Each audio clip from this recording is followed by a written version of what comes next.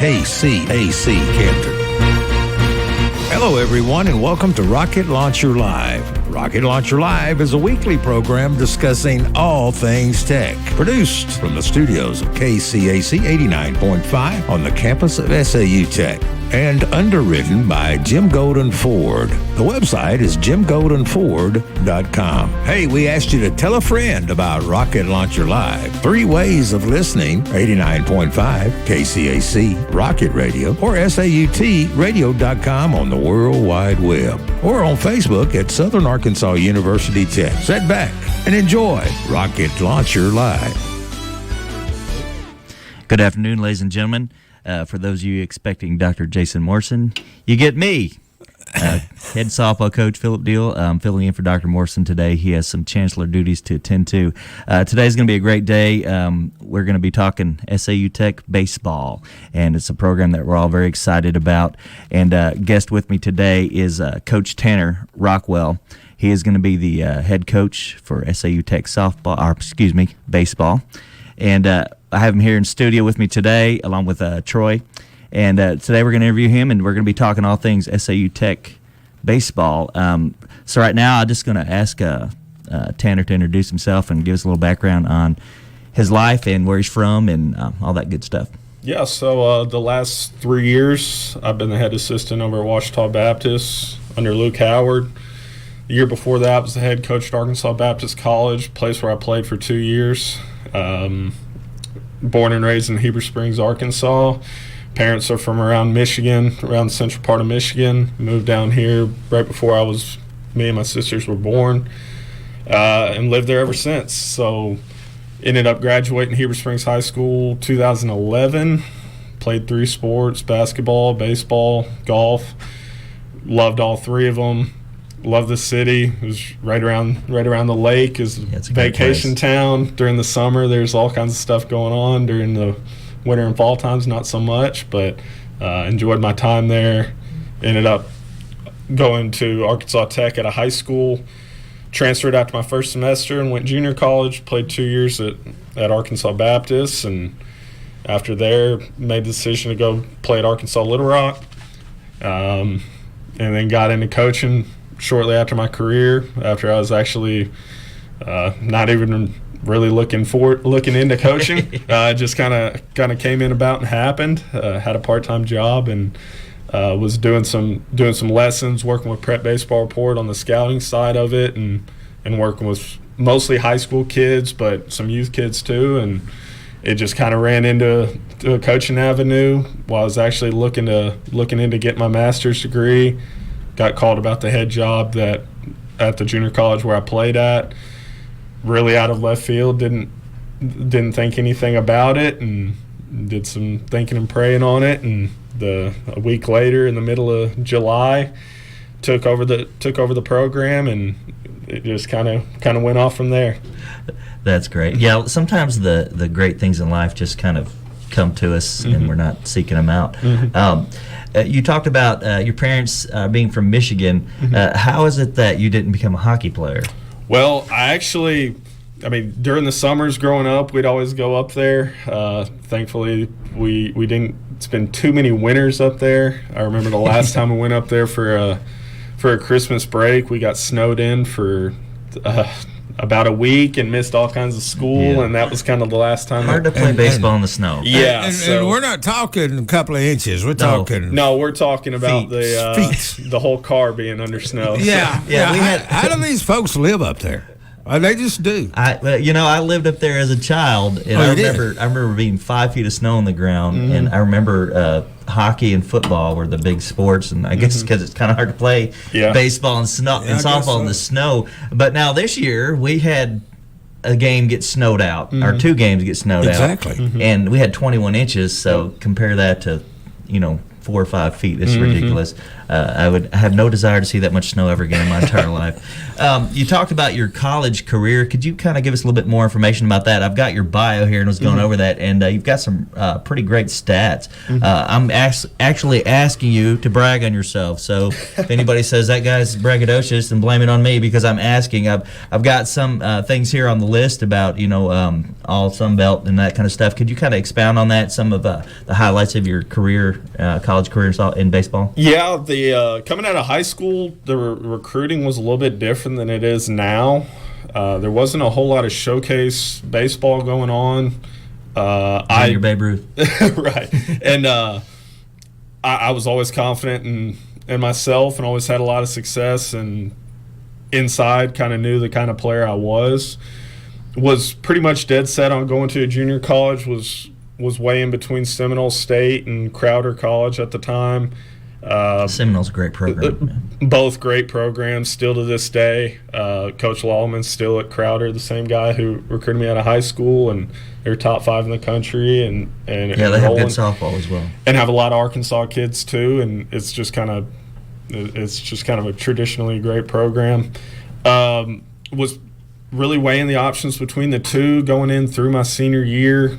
Was really kind of waiting to see if possibly a Division I opportunity opened up. That's kind of inside where I thought I belonged, and then during the summer, Arkansas Tech came and watched me play, and I pitched and hit, and had just one of those games where everything went right, and ended up going there for financially that just made a lot of sense to go there, and had a lot of friends there from high school, and imagine just going in there and spending all 4 years there, and got there.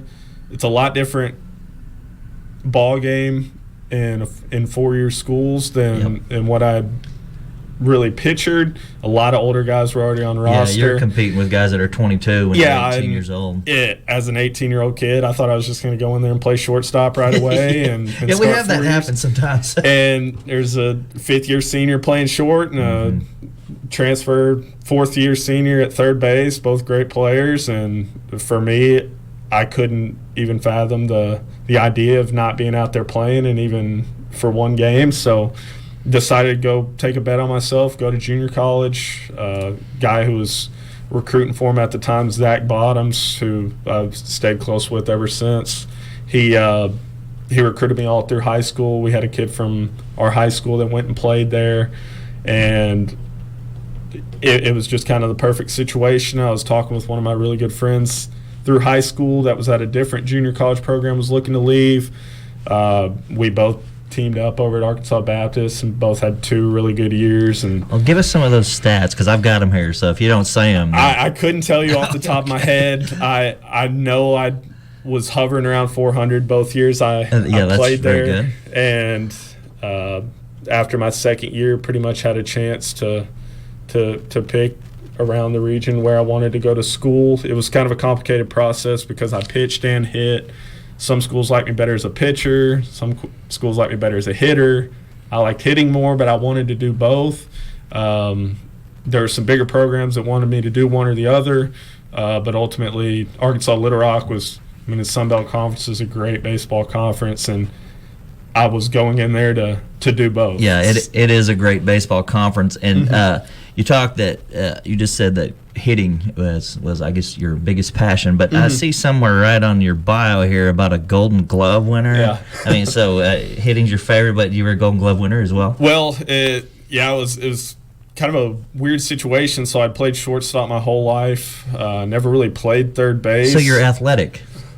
Fairly athletic. Isn't that where the best athlete usually plays? I was a lot more athletic back then than I am now, I can tell you that. Yeah, I understand that. But so we had a kid that was already there playing shortstop, so I slid over to third base just for the roster of the team. It just made the most sense defensively, and just had to pretty much learn the position from scratch. And it was really the first time I had to relearn something like that. I knew I was going to be able to hit. The defensive side I'd never really played over there since I was little, back in youth baseball. The kid with the best arm just played third base. He's the only kid that could throw it over kid there. That could throw it hard, exactly. And then your first baseman was your best catcher, and hopefully you could get some guys out. But really since I was probably 8 years old, I mean, it was probably the last time I played third base and moved over there, and it was a lot more complicated than I thought it was. It's coming hot on that corner. Coming hot with also like defending bunts, knowing runners, stuff like that. It was something that it was exciting for me to learn because it was something new.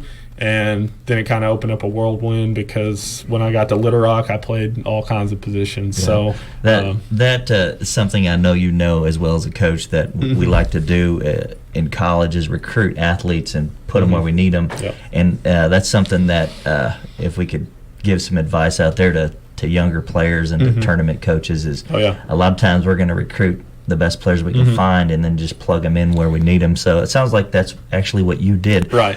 Could you touch now some more on your college coach or your whole coaching career? Did you actually start in Little League like most of us? I did. So I was working at what's now Performance Baseball. It was known as Extra Innings back then. Yes. So it was an indoor facility in downtown Little Rock. We had it was really just a training facility at the time, and we had some people. Zach Bottoms he was helping run the facility. The guy I coached with played for in junior college, and asked me to make a little bit of money after I was done playing until I figured out kind of my next step. The more we started talking about it, we ended up getting the idea more there. The higher-ups got the idea to start running some travel teams out of there, which kind of force-fired into what's now Sticks Baseball Academy, which is I would say the top and biggest travel organization in Arkansas now. And it started as, a few select teams for just a few age groups. I think the first summer we may have put out maybe 4 high school teams. I coached the elite 12U team. So, guys, Steve Landers Jr. was the owner of the building. He had a son who was 12 years old at the time.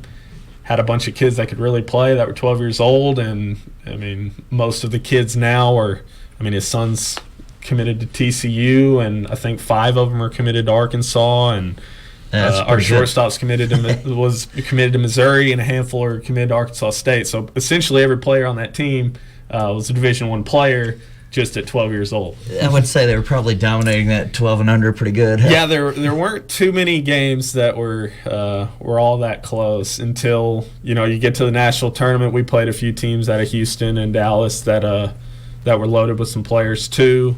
I think we ended up finishing 3rd or 4th in the national tournament, but it was a really good team. Sounds like a lot of fun. How did you get into coaching college ball? So that summer, I was coaching that 12U team, was given lessons. That following year, I was actually getting ready to go back and play some independent baseball. Battled some injuries my last year of playing, had never dealt with any injury in my whole life. Took a pretty good toll on me, was dealing with hamstrings, quads, the whole 9 yards as far as my legs. Just wait till you get as old as me and the Chancellor. Yeah. So really the only way of rehabbing it was to take time off. So I took a full year off, tried to rehab it, get it ready to go. And that was kind of what led me into doing lessons and coaching travel ball and stuff like that. And that following year, Arkansas Baptist College, their head coach left for a new job. He worked at the facility with us and called me up to his office one day and asked me if I'd be interested in possibly taking the job. Hadn't even thought about it for a second up until then. Did some praying and long thinking about it, and ended up taking the job with about half a roster in the middle of the summer, and had to recruit one getting ready for the fall, playing in one of the better junior college conferences in the country. So it was an adventure, and from there, after the first year, we had a kid committed to Ouachita Baptist, a first baseman, and Luke Howard had just got the job over there, and didn't know him at all, and he gave me a call out of the blue one day. Didn't recognize the number. It was an Ohio number, and was wondering what in the world, where this could be coming from. So answered it. We had some conversations about the kid, and it really just kind of got into a lot deeper than that, and started talking about life and coaching and her old playing background, and it was very similar. He started off at Purdue, played 3 years at Purdue, and ended up at Ohio University, and was obviously a very good player in his own right. Had a lot of just mutual. The conversation really just clicked off the beginning, and the next thing I knew, we were meeting up I was coaching a summer 18U team, and he was coming up to try to find some players, and we met for a few hours, and next thing I knew, I was driving down to Arkadelphia, which I'm from Arkansas. I've been there about probably 3 total times in my entire life. Interviewed for the job and got offered it, and 3 years later, here I am. So, and 3 years later, here you are. Here we are. Yep. At the greatest junior college in the nation, there we right go. here. Yes, sir.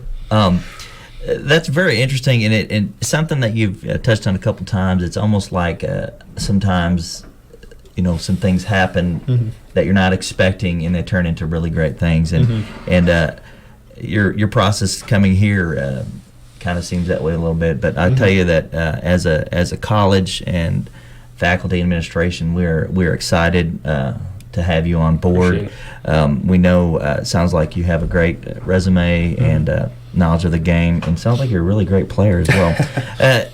Let's touch a little bit on the recruitment process now, kind of like what your approach to that is, and your interaction with future players and that kind of stuff, what you're looking for. Yeah, it's I'll be honest, I think recruitment's gotten a lot easier over even just the past few years. I mean, social media has become such a tool for these kids now, to where, just for example, one of our best players at Ouachita is a sophomore, just randomly ran into his video one day, and we're like, wow, this kid's got a chance to be pretty good. And next thing you know, you get his number and text him and call him and set up a visit, and a week later he's on your campus throwing and hitting for you, and then get him an offer, and a few weeks later, he's a part of the program. So it's a lot easier to track down kids, especially like we touched on before this interview. We were just talking about the travel baseball scene and softball scene. You can go to some of these showcases and these travel teams, which are mostly kids that are looking to play college baseball for the most part. And they're paying to do so. You can recruit 50, 60 kids in a weekend, as opposed to back even when I was high schools. Yeah, even back when I was in high school, everybody was still transitioning from American Legion baseball to showcase baseball within a 2-year span.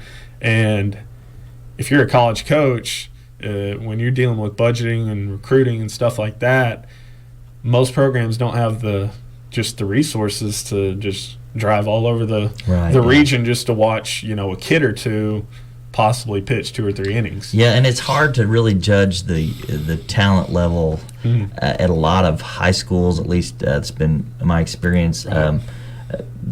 When you get to go to a showcase, you're getting to watch elite players. Right. But one thing that we've even found with that, and I'm sure you would agree, is if you make it to the college level, that's top 5 to 7%. Right.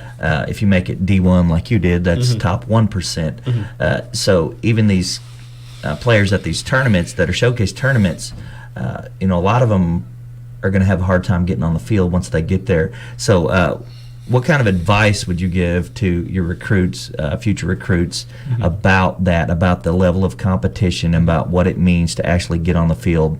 One of the things we tell them is a lot of times you're playing tournament ball, you'll be playing 6 games on the weekend, you're practicing 2 nights a week. When you get to college, you're practicing 5 or 6 days for 2 or 3 hours a day, plus weight room, plus conditioning. Then you play 2 games. So it's a lot different. So what kind of advice would you give to future recruits about how to prepare for the level of competition they'll face at college? Well, I think it depends on what level you're playing at, for one. The biggest thing that I can tell you is that there's a huge difference between an 18-year-old kid and a 22-year-old kid. Yes. So the thought that just because you've had a successful high school career that you can just go in there and play with these borderline grown men now is not as easy as what you think there is a it'd be. difference. So sell the junior college, Coach Rockwell. Right. So not just from a physical standpoint, because you see a lot of kids coming out of high school, and with the facilities that are available to these kids now, I mean, you're seeing some more developed kids coming out at 18 years old. Not everyone is, skin and bones like in before. I mean, there's some kids that come out that are physically ready to go, probably more than in the past. The actual mental side and from the experience side, it's night and day, though. The biggest thing that draws me to junior college baseball is the best experience that you can get, and the best thing for your development is to play. So if you're picking a college that you want to go to, unless it's a extreme situation where you're chasing down a specific major for school or something like that, go somewhere where you're wanted and are going to play. Because even at the junior college level, from being at the Division I level, working with Prep Baseball Report and seeing the scouting side of it, and being at a Division II school now for 3 years, no matter what level of baseball it is, you're not going to get the recruitment like you think you're going to get if you're not out on the field playing. Right. I mean, when we're scouting kids out to bring in during the summers and after these junior college seasons, you're looking for kids that have been out there in the fire a little bit. You're not looking for a kid who's pitched 3 innings and walk 3 guys and got out of the inning or something like that. You're looking for a guy that's done 50, 60 innings plus. It's been out there, has some experience to where you're not bringing in a kid that you have to reteach baseball to. Is the big thing. So from a junior college perspective, teaching these kids more of the baseball side of it, not just running them out there to play 1,000 games in the fall and and 50 games in the spring, actually teaching them the ins and outs in baseball, get them ready for the next level. Because if you're not doing that with these kids, when they get to the fall and you see the structure of a 4-year program with places that have had kids that they recruited 4 years ago that are still there and know the ins and outs of everything the coach wants, there's a little adjustment period with there. So you need to do a good job of actually developing these kids as far as knowing the baseball side of it, not just sending them out there to play. Yeah, that makes sense. I want to ask you some more fun questions right here. Who's your favorite baseball team? Unfortunately, right now it's the Detroit Tigers, and yeah, me too. We had a and pretty then the good, Astros. Yeah, we had a pretty good little run. They won in '84. I remember that. Yeah, Kurt Gibson. The late 2000s and early 2010s were some good years, and before and after that, it's been a tough go. Well, my favorite player of all time was Kurt Gibson. Okay. Way back in the day. Mm-hmm. But who was your favorite player? Do you have a favorite player? Growing up, it was to watch was Jose Reyes with the Mets. He was kind of one of the first guys that was kind of revolutionary in the way that he was so flashy and he was just so toolsy and could really run, could really throw, could hit some home runs. But like you watch the guy play and he just played with that flair that most players now that are playing shortstop, second base in the big leagues kind of have that. But he was kind of one of the first ones when I was growing up that did that stuff. And it was just one of those things that just fascinated me growing up. So I'd say Jose Reyes growing up. Miguel Cabrera, obviously, has been with the Tigers for a while. Watching him hit is one of the best things that you can watch as a player. And then King Griffey Jr. was probably all time. I would say probably King Griffey Jr. Yeah, he was phenomenal. You're probably not old enough to remember Ozzie Smith, but you've probably heard of him. No, he was the first shortstop I really remember noticing when I was young, and he would do the backflip, and it was just because he said he loved to play baseball. Right. He did every game because he loved to play baseball. Okay, so here's an important question: is Derek Jeter the best to ever play? that No. position? No. Okay. He is. I would say he's Dr. Morrison shaking his head. one of the top. I'd say This is my son's favorite two or player, three leaders probably to ever play baseball though. Yeah, he was definitely phenomenal. Mm-hmm. I just knew I'd get some reaction from that. I was a huge Derek Jeter fan, so I would never say anything to disrespect what he did. But leadership, I mean, through the roof. Obviously, the guy won as much as anybody that's ever played. As far as players, there's some. I grew up watching Alex Rodriguez, Barry Bonds, stuff like that. And still to this day, I mean, just remembering Barry Bonds play was just something that's just I'll never forget. So you can still phenomenal. sit and watch YouTube videos. Just put him in it. the bay out there. Just is unreal talent. So, Mark McGuire, did you ever get to watch him play? I did. Most of my, well, obviously, I mean, you being down here for as long as you've been, most people around here now are, most people are Cardinals fans. Right, yeah. They're either Cardinals or once you get south, probably some more Ranger fans. But, Central Arkansas for sure. I mean, it's that's Cardinal Cardinal territory country, for yeah. sure. Yeah. So I'd like to. We've got a few more minutes left. The last thing I'd have for you, unless Dr. Morrison wants to add anything, is what would your vision for the future of SAU Tech baseball be? So if you could kind of give us a vision of where you see the program going and what you'd like to do with the program. Yeah, of course. So when I started doing some digging and looking into the program, I think one thing that this place has going for it as much as anything is the location of it. For one, I've had some really good friends growing up through playing through college and stuff like that are from South Arkansas, and I've been around, Southern Arkansas, just high school baseball. There's a lot of pride here for one, from some good just around this area. But you're also, once you start getting down in the closer to Texas too, just speaking from experience from Ouachita, it's 3 hours straight up the interstate from Dallas. So recruiting those kids made the most sense for us, and there's just so many kids that can, in such a closed area, that makes the recruiting side of it a little bit easier from that area.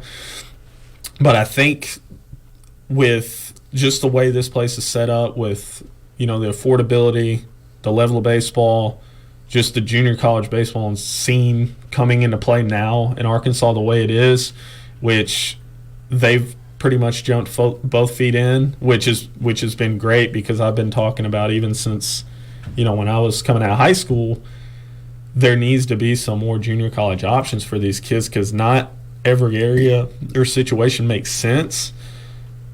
But now you open up some avenues, like with Rich Mountain starting their program this past year, and Lance Spigner taking over that program. The guy's just done nothing but win in high school baseball. He's a great guy. I've dealt with him a little bit in recruiting, but one of our players' dads is the assistant coach over there, so I've been pretty close to that program since its start. National Park in Hot Springs has got a good setup to put a good baseball team out, and then Southeast Arkansas just hiring Cannon Lester. Guy is, anybody who knows Southern Arkansas baseball knows Cannon from when he was at SAU. Spoke with him just the other day about the program, and then us starting it down here, it makes the state of Arkansas a lot more recruitable than it has been in the past, because there's just a lot of kids out there that really fit perfectly into that junior college 2-year program, to where they might have not have got that exposure that probably they needed coming out of high school, coming from a smaller town. Some of them never get off the bench at a 4-year. That's it. And you sit the bench for 2 years at a 4-year, even being a good player coming out of high school. You work just as hard as the starters. That, and it just takes a toll on the guys. From the time I was playing and now the time I'm coaching, it just eats away at the kids. There's no, we always talked about it, the biggest, you want to talk about discipline and everything like that. The worst discipline you can get is just sitting on that bench. I'll just be honest. Like, there's nothing worse than having to sit there and watch your other guys go out there and play. And that was something that, honestly, in my recruitment process, like coming out of junior college, played the biggest factor of anything. I found a place that I knew I was going to play and be a good center part of what was Big going on. Big fish in a small pond. Exactly, and it worked out perfectly. And I wouldn't change it looking back at it, even as much as see some of these bigger programs that have thousands of fans sitting there and watching them play and stuff like that. But ultimately, being out there, being in the fire, and just the competitive side of me, just couldn't imagine not being out there all the time. So that was kind of the big selling point. Well, we've I can tell you this, that you'll have support here. The administration, the faculty, there's a lot of support here, and it's an atmosphere of excellence is what I like to say. One thing I'd like to add to that vision into the recruiting about that conversation, we've said earlier that to get to the college levels, top 5 to 7%, but to get on the field, you're basically cutting that in half. Yep. And that's another thing that these athletes need to be ready to do is to compete hard. And if you don't want to sit on the bench, then you got to beat out the guy or the girl in front of you. So yeah, and I think the biggest thing that I love about junior college baseball is, you're dealing with sometimes a 3-year guy if there's some crazy circumstance, but mostly 2 years worth of guys. So essentially they're all the same age, and they have to get out there and compete with each other to get out there on the field. So whereas in a 4-year program, when you're dealing with, a certain amount on roster, I mean, just the last 3 years at Ouachita, we've hovered around 35 guys on roster with, 15 of those being pitchers, 16, sometimes more. Can't have too many arms. Yeah, there's not a whole lot of, parity as far as position guys go. So as the guys get older, they kind of separate themselves from the younger guys, and they just kind of by default get out there and go, unless you've got a special kind of younger guy. So I would say, as far as like the vision of the program, there's a few ways that you can do junior college baseball. There's a complete development side of it where you bring in just straight freshmen, develop them from just straight out of high school. There's also a baseball factory type way of doing it where you just get straight transfers and just kickbacks, and you just pretty much roll the balls out and can go play. I would like to be somewhat of a mix between the two.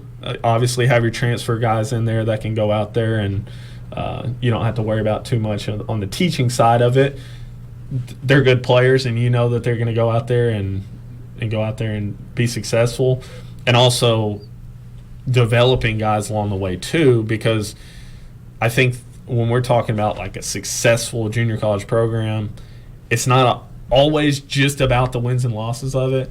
Obviously, we're going out there to try to win every game. I hope we win 40 every year. Winning is very important. Very important. You also need to get your guys to the place where they need to go to. Yes. And the thing about junior colleges, and that people need to hear, is you are in charge pretty much of your future as far as the development of yourself as a baseball program, because you have so much time to put into your craft, and you're not just gonna go to an SEC school just by default. You've got to work, and you've got to become that player in order to go there. I'd like to know what the percentage level to get to an SEC exactly. school. Yeah. Okay, well, I believe that'll wrap us up for the day. I'd like to thank everybody for joining us on the radio and on Facebook and everywhere you can listen. You can stream it online. And thanks for joining us today, Coach. Coach Rockwell is the SAU Tech baseball coach, and he's joined us today. It's been a great interview. So I'd like to encourage everybody to follow the progress and come out and support baseball when it gets here, and to support all of our programs. It's a great place to be. Like I said, atmosphere of excellence. So thank you for joining us today. Like I said, this is Coach Philip Diehl filling in for Dr. Jason Morrison, and I appreciate the opportunity, and thanks a lot for joining us, Coach. Absolutely. Thanks for having me. Thanks for listening to Rocket Launcher Live. Rocket Launcher Live is a weekly program heard right here